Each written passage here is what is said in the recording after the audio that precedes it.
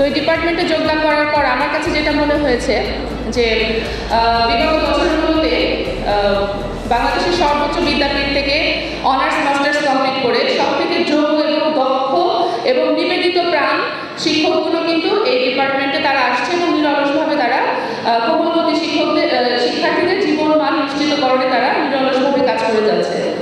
তো যেহেতু এই ডিপার্টমেন্টটা যুগ যুগ ধরে বঞ্চিত, আমার কাছে খুবই কষ্ট হয়, আমার ব্যক্তিগতভাবে খুবই খারাপ লাগে যে একটা রাষ্ট্রের শিক্ষক কেন সে তৃতীয় শ্রেণীতে পড়ে থাকবে, শিক্ষক কেন তৃতীয় শ্রেণীর হবে। We are the architect of the nation. আমরা নিজেদের হাতে আমরা শিক্ষার্থীদেরকে গড়ে তুলি, যোগ্য নাগরিক হিসেবে গড়ে তুলি, ঠিক আছে। শিক্ষায় যদি জাতির মেরুদণ্ড হয়ে থাকে তাহলে সেই শিক্ষকরা কেন তৃতীয় শ্রেণীর কর্মচারী হয়ে থাকবে? এগুলো কি রাষ্ট্রের মাথা ব্যথার কারণ নয়? আমি অবশ্যই বলবো আমাদের বর্তমান যে অন্তর্বর্তীকালীন সরকার আছেন, নোবেল বিজয়ী বীর শ্রদ্ধেয় ডক্টর ইউনূস স্যার, তিনি অবশ্যই কিন্তু আমাদের প্রাথমিক শিক্ষকদের এই অ্যাক্টিভিটিসগুলো কিন্তু তিনি অবশ্যই অবগত। তো ভীষণ খারাপ লাগার বিষয় হচ্ছে একজন নোবেল বিজয়ী বীর তিনি স্বেচ্ছায় এসে আমাদের শিক্ষকদেরকে দ্বিতীয় শ্রেণীর কর্মকর্তার মর্যাদা দেওয়ার কথা, কিন্তু তাদের তরফ থেকে, সরকারের তরফ থেকে এই যে নির্লিপ্ত মানে কোনো রেসপন্স আমরা পাচ্ছি না। এটা আমাদের অত্যন্ত মাথা ব্যথার কারণ। এবং আপনারা দেখেছেন রিসেন্টলি ছাত্র সমন্বয়ক সার্জিস আলম ইন্টার্নশিপ চিকিৎসকদের হয়ে কথা বলছেন।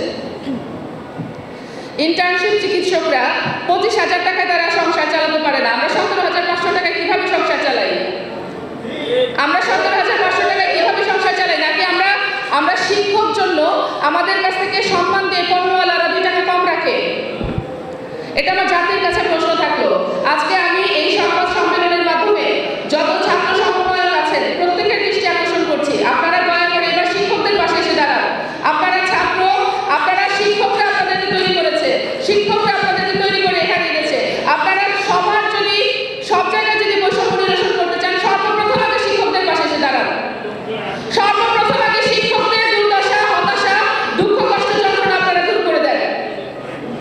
আমি এটা খুব ভালোভাবে ফিল করেছি। This primary department have been deprived decades after decades, দশকের পর দশক ধরে বঞ্চিত। This is the proper time to take action. এখনই সময় এসেছে। এবং আমরা তরুণরা যারা আছি, আপনারা যারা নেতৃত্ব পর্যায়ে আছেন, আপনারা অবশ্যই আমাদেরকে গুরুত্বপূর্ণ দিক নির্দেশনা দেবেন। আমরা আছি আপনাদের হাতিয়ার হিসেবে। আপনাদের ভয়ের কোনো কারণ নাই, আপনারা সামনে এগিয়ে যান, আমরা আপনাদের সাথে আছি। পরপর যে বক্তব্য বা যে ঘোষণাগুলো সরকার তরফ থেকে আসছে, এটা আমাদের অত্যন্ত মাথা ব্যথার কারণ। আজকে আমাদের মাননীয় শিক্ষা উপদেষ্টা বলেন প্রাথমিকে পড়াশোনা হয় না। আসলে কি প্রাথমিকে পড়াশোনা হয় না? সরকারি যত বড় বড় উচ্চ পদস্থ কর্মকর্তারা আছেন প্রত্যেকের হাতে খড়ি হয়েছে প্রাইমারি ডিপার্টমেন্টে। আজকে মেডিকেলের স্টুডেন্ট তৈরি হয়, সেখানে কি প্রাথমিকের শিক্ষকদের অবদান নাই?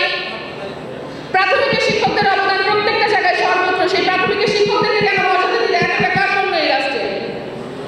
আমি প্রত্যেকের যারা সংশ্লিষ্ট আছে, কর্তৃপক্ষ আছে, ঊর্ধ্বতন কর্মকর্তারা আছেন, প্রত্যেকের আমি সদয় দৃষ্টি কামনা করছি। আমরা আরো কঠোর অবস্থানে যাওয়ার আগে আপনারা দয়া করে, আপনারা আমাদের শিক্ষকদের প্রতি মায়া করে আমাদের শিক্ষকদেরকে প্রপার মর্যাদা দেন। আমরা প্রথম শ্রেণীর কর্মকর্তা হওয়ার যোগ্যতা রাখি, সেটা আমরা চাচ্ছি না। আমরা দ্বিতীয় শ্রেণীর কর্মকর্তা হতে চাচ্ছি। We need 10th grade।